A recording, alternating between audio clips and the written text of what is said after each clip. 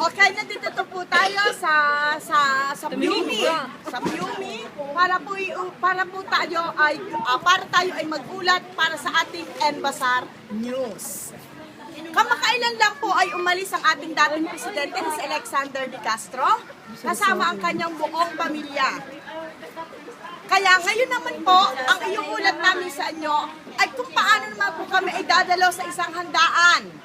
Doon po sa Villa Aurelia. Sa isa na namang samahan ng mga tinatawag nating Limeranians.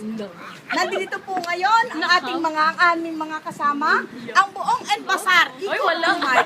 Hiyak. Ayan. Sila po ang ating mga kasama. Sila ang mga Enbasar.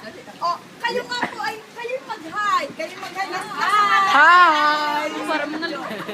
Uy, mag-hi din kayo. Okay. Ayan. Anong masasabi mo to? At ngayon naman po, atin po kapanayamin ang bagong presidente ng Enbasar.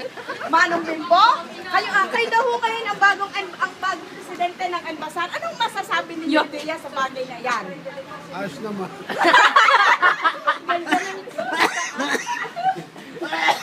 Paano niyo masasabing maayos? Sa palagay niyo kaya yung nangyari na saya ng ating dating samahan, malampasan mo kaya ninyo ngayon?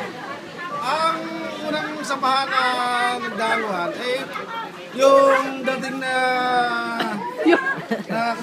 ay parehas din ang paniyan. Okay, so iyan po ang ating Enbasar News.